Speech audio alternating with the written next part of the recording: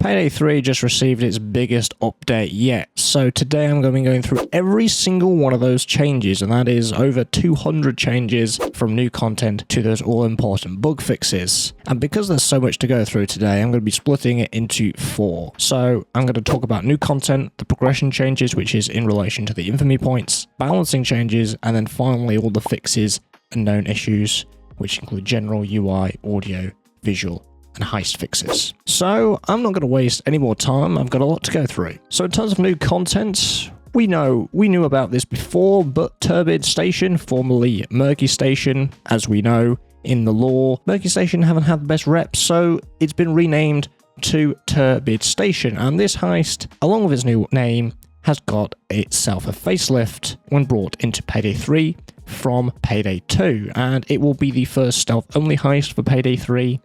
And in order to facilitate the new stealth systems introduced into Payday 3, some minor changes to how it plays are compared to Payday 2, but should still feel similar. And that's similar with the second heist that they're adding, one of the legacy heists, which is Cook-Off, which is the second allowed-only heist in Payday 3, but there's a huge change for those Payday 2 veterans like myself. It's no longer endless, and the maximum number of bags possible is now capped at 19, and the visuals of the heist have seen more obvious changes over Turbid Station, though it's still recognizable to experienced heisters. Now, for those wondering if it's a bit of a copy and paste to bring content over, not necessarily.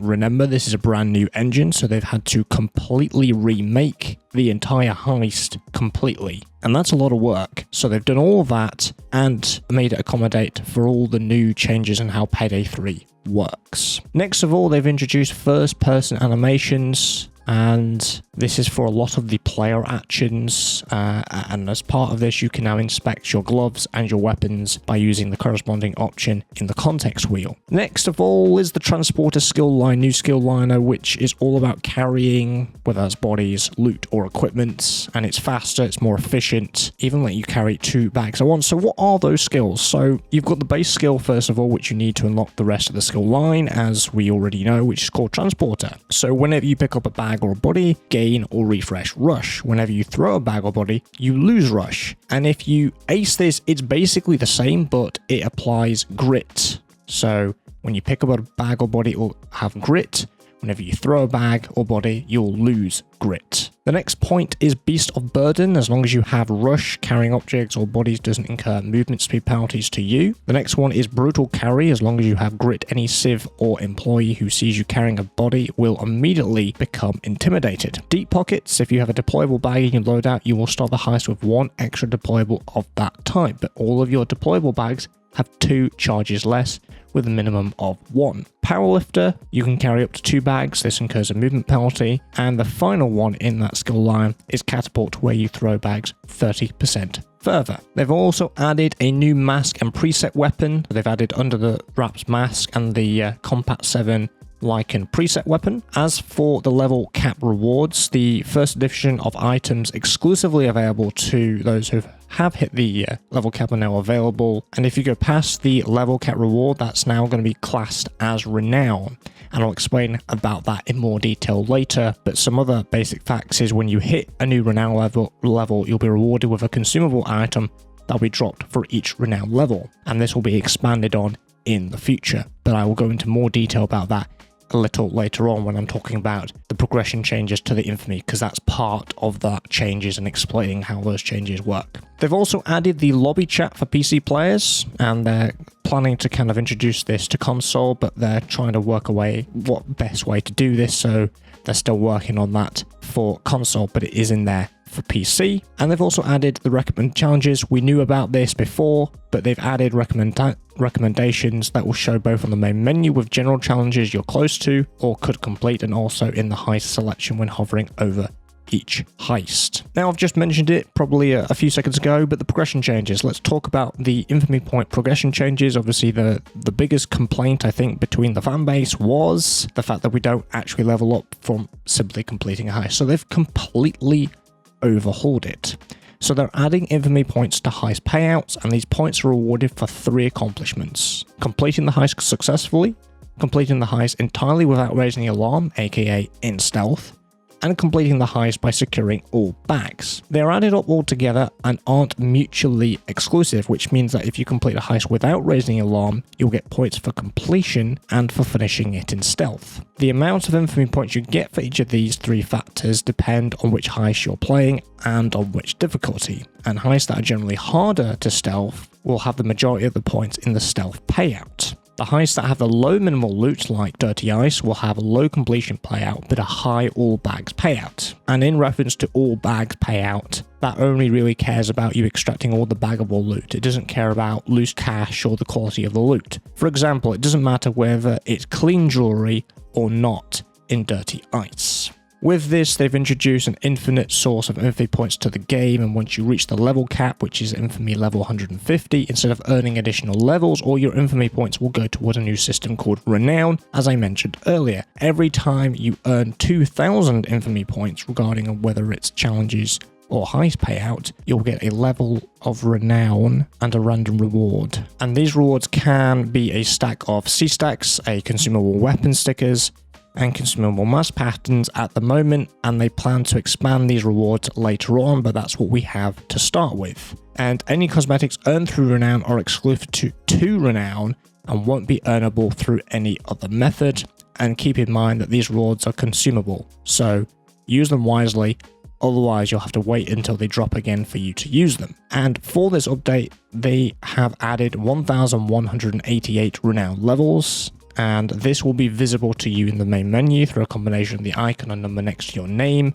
But once you reach that renown cap of 1188, you will still be able to earn renown rewards, but the number counter will no longer go up until the renown cap is raised.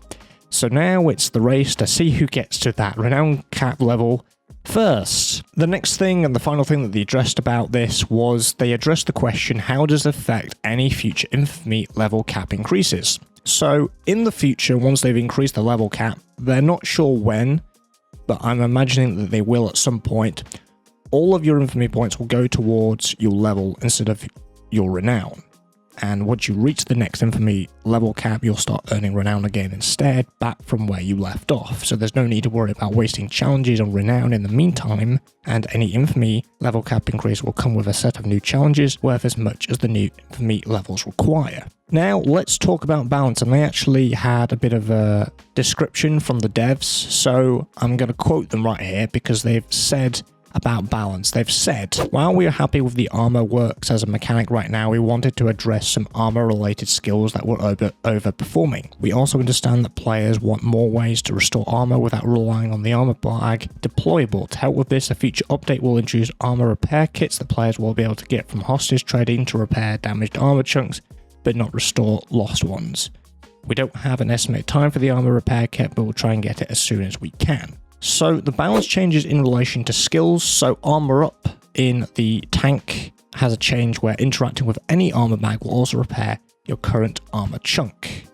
Last man standing in the same skill line of tank, the base duration has been decreased from 10 to 4 seconds, but the duration increased by 2 seconds for each player who is downed or in custody when the skill activates. For Blade Bouncer in the Infiltrator skill line, they've increased the damage from the Blade Bouncer skill to 200% from 100% per bounce. Cooker, which is in the Demolitionist skill line, they've lowered the cooking requirement for Cooker from 1.5 seconds to 1 second. The Coup de Grace in the Tactician skill line has increased the Coup de Grace bonus damage from 5% to 10%. The Master Trader in the Manipulator skill line has lowered the time reduced from Master Trader from 20 to 10 seconds per hostage. Combat Marking in the Strategic skill line has increased the damage bonus from Combat Marking from 10% to 20%. Detonation in the Engineer skill line has increased the damage of the Sentry Touch with the Detonator skill to 300/200/100 across the 2.5/4/8 meters. The skills Steady Hands and Field Surgery no longer work with first aid kits. They've fixed the cover up in the CQC Specialist tree, preventing the lead guard's radio functioning as intended. They should now repeatedly check in as intended. They've also fixed a few issues as well, where the skill Plate Up wouldn't trigger reliably. Cover Up skill would stop leading guard's radio from calling more than once. and the skill routed ping no longer marks enemies through cameras permanently. They've also changed the immunity duration of the last man standing from the tank skill tree to a base of 4 seconds, adding 2 seconds for each player or AI downed or in custody. And armor up no longer restores 2 plates flat. Interacting with an armor bag will now instead also repair your damaged armor chunk and add 1 full plate. As for weapon balancing, the recoil has been updated for the Mosconi 12 FP to prevent clipping with the camera. They've updated the hand position when using the Signature 40 pistol for Steam users. They've reduced the self-damage from the Mamba Overkill weapon by 80% and increased the ammo pickup for all SMGs by roughly 20%.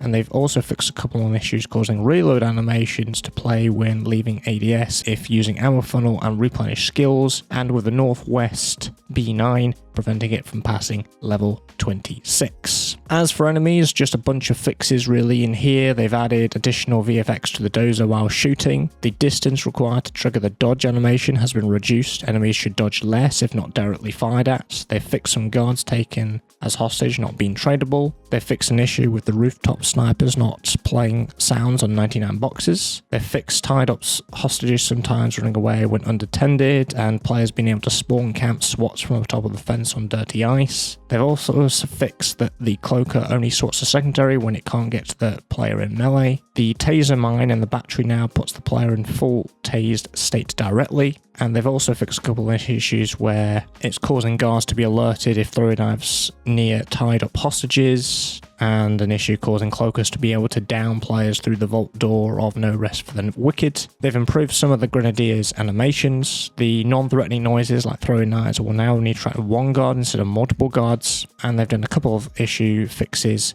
where guards would stay after being traded when standing on props that they climbed up on while in combat, and an exploit in where meleeing a guard would make him freeze instead of going into combat. Now let's go into majority of the fixes from the visual fixes, general fixes and all that kind of stuff. So let's start with those general fixes. A number of graphical and technical issues. They've closed the XP exploit on 99 boxes. The AI crewmates got a 300% HP boost so they can better assist you without taking so many naps. Enemies won't try to dodge shots that weren't directly aimed at them as much. They've adjusted some text that wasn't wrapping in its box properly. They've generally fixed most of out of bounds issues of bags and players and rebalanced a number of skills. They've added the option to mute the contact in heist selection. They've added recommended challenges to the menu as well as per heist in the heist selection screen, and added an outline to the sentry gun for its owner. They've also fixed an issue with AI not being able to revive after being cuffed by a cloaker.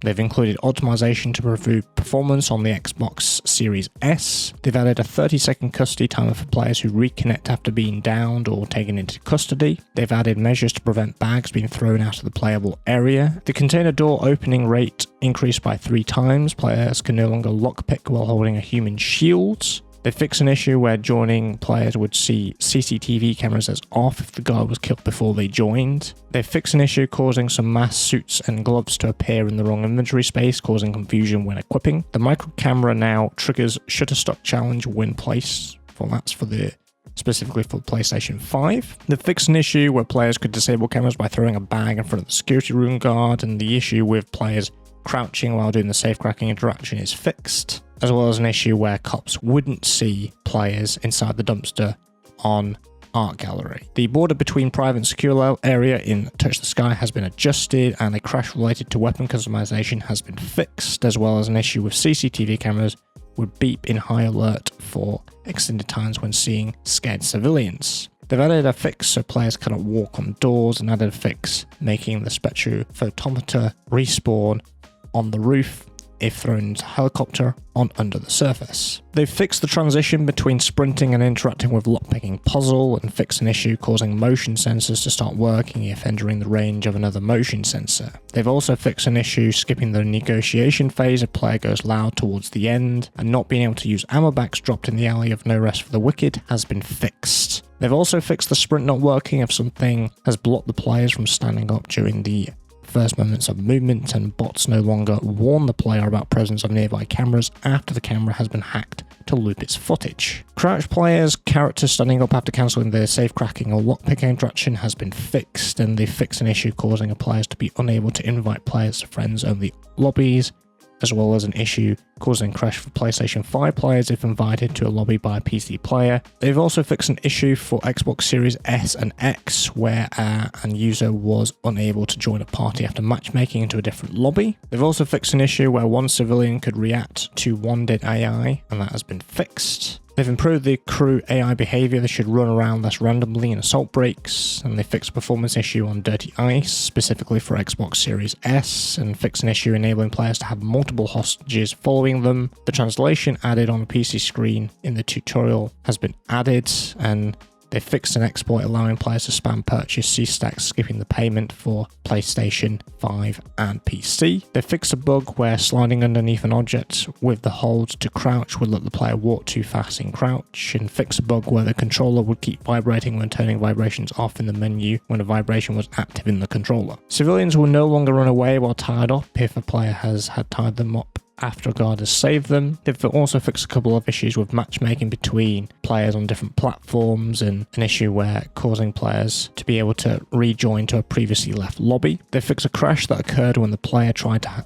leave the tutorial while holding human shield on the crowd tutorial. They've changed the mask when inspecting patterns to a blank mask so the pattern is easy to see. They fixed an issue preventing the players from receiving a favor upon heist completion, and an issue where the player could not shoot from the vents during stealth without guards reacting to the gunfire properly is fixed. They've also fixed a crash relating to the taser mine, and fixed an issue causing the weapon would wiggle when aiming down sights after sprinting, and you can now see your ping marker while watching through a hacked camera. They fixed a crash causing by attempting to climb the escape van on the crowd control tutorial level whilst escaping, and they've added teleportation back to the map for players who are pushed out of the playable area. They've also fixed culling issue on Rock the Cradle, causing a box to appear and disappear, and an issue where the vault wouldn't work after using the crouch button to uncrouch. They've also fixed a crash that would happen when spamming shout at a guard, and adding descriptive text to interactable control panels such as in Golden Shark, and fix an issue where the player was able to send a friend request to someone they were already friends with. They fixed an issue where directional input stopped working after blocking another player, and an issue where the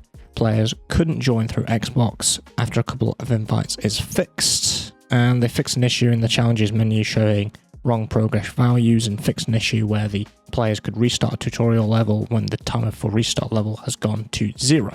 Moving on to some of the UI fixes, they've added a ping and server region to the pause menu. Options for buying weapon slots and new weapons in the lobby should now be hidden. They've fixed the tooltip to revive crew AI sometimes not appearing. They've also fixed an issue where the player would display as revived in the chat on leaving the game. They've adjusted estimating payouts for each heist in the heist selection screen. They've updated the thumbnail image for a number of weapons and weapon mods. They've fixed missing localizations for waypoints showing distance. The settings on you can see and upload community creations work properly for the Windows Store has been fixed. They're fixing lobby chat not working for PC, and added so players in the lobby can open player profiles if on the same platform. They've also added a fix so the chat would open on pressing the enter key once instead of having to do it twice. That's on PC only. They've added a UI elements to better display server status and ping, and improve radial menu navigation when using controllers. Fixed players being able to browse incoming friend requests, that's for PlayStation 5 and Xbox only. They've adjusted so the correct platform icon appears in the tutorial. They've updated the ECM jammer buff icon. They have clarified the description of a number of challenges or adjusted how the counted to a better fit the description. They've fixed an issue on the Xbox Series X where the UI would stop working after blocking a user. They've updated buff icons for the ECM jammer, and fixed an issue at the end of the high screen where infamy rank would show as level 1 regardless of the player's actual infamy rank. And they fixed an issue where the UI would stack on top of each other on the main menu. As for audio fixes, they've fixed an issue with 2 door frames that didn't allow sound to pass through on Golden Shark. They've fixed issue with VOs not always playing when killing specials, or a few VO issues on No Rest for the Wicked. Metallic footstep sounds can no longer be heard in the manager's office in Golden Shark, and fixed the janitor missing voice lines outside of Golden Shark. A sound effect for when the overkill weapon is ready has been added and fixed so the audio for Follow Me is played at the end of the hostage interaction instead of at the start. Made it easier for controller users to navigate the radial menu, and they've added missing sound effects whenever the player is using heist tools. As for visuals, they removed the shadow persisting after paper piles were searched. They prevented the sentry gun from falling through the ground when placed near the first floor windows on No Rest for the Wicked. NVIDIA DLSS graphic settings is now available in the video settings for Windows Stores players. They fixed an issue with tires on the escape van looking broken. They fixed an issue with micro cameras being able to see through the walls if the FOV was set high enough. They've removed a gap in the model of the manager's office / booth in Golden Shark. They fixed an issue causing bags to appear if floating if thrown on the zip line. They fixed 2 misaligned vents on the roof of Golden Shark Heist. They fixed the stapler clipping of the magazines in the lobby of the Golden Shark Heist. Also for the Golden Shark Heist, they fixed a pillar near the bank assistant's offices, missing collision. They've added the appropriate texture to one of the helmet props in the vault of Touch the Sky. The US flag in 99 boxes has been rotated to hang in the proper orientation. They've updated the heist image for 99 boxes for PlayStation 5. Prevented the spawning of a black wall near one of the AI spawns on the first floor area on Golden Shark. Prevented the no through truck traffic sign partially clipping through a wall. For Xbox, they fixed a vent being misaligned on under the surface. They fixed the floating computer mouse on 99 boxes. They fixed being able to see through the world between the wall and the pavement near the hotel on Dirty Ice. They've also fixed a big wooden crate on the roof of the bank of No Rest for the Wicked Heist popping, as well as a floating paper cup in the stealth tutorial. They fixed 2 vents missing collision. Cloaker should now open the vents before crawling through. And they've also fixed the collision on Pearl's arm from clipping through her jacket. They've also fixed an issue caused by placing sentry guns on movable surfaces and fixed guards going through the lean against wall animation when not near a wall on Rock the Cradle. They fix an animation issue with the phone when interacting with lords when the player has tried accessing the tools previously. They've also fixed the mask on animation being interrupted by the interaction wheel such as the weapon inspects, and they've also fixed eyelashes on a guard and fixed an issue with the reload animations causing issues entering security camera hack. As for general heist fixes, they've prevented players from getting trapped inside the panic room in Touch the Sky, added a fix on escape van leaving the playable area, No Rest for the Wicked, a bunch of small level fixes to 99 boxes. They've also fixed an issue with armor bags not being usable if placed in the bathtub on Touch the Sky. They've fixed not being able to complete the heist in stealth if a deployable is covering the button on Mason's desk in Touch the Sky. They've fixed a collision when trying to crouch walk up the stairs for No Rest for the Wicked, and fixed an issue where could cause players to get stuck near the red double doors on Golden Shark, and fixed an issue with the wall missing collision on Golden Shark for Steam users. For PC, they've removed floating stickers in Golden Shark and fixed the thermite sometimes when being delivered before the thermite cage was built on No Rest for the Wicked. They've also done multiple graphical glitches fixes on 99 boxes, as well as fixed issues where it was possible to throw loot outside of the playable area multiple heist, and fixed an issue where the players can no longer instantly escape if going from stealth to loud after skewing the main objective in Touch the Sky. They've also fixed an issue with AI heisters using the zipline on Rock the Cradle, and an issue on 99 boxes where a glass door would block enemy vision as well as bullets. They've also fixed the navigation around thermite holes so the enemies don't fall down in No Rest for the Wicked. They've also fixed the cloaker spawning vent having a solid wall behind it, and fixed a visual glitch in 99 boxes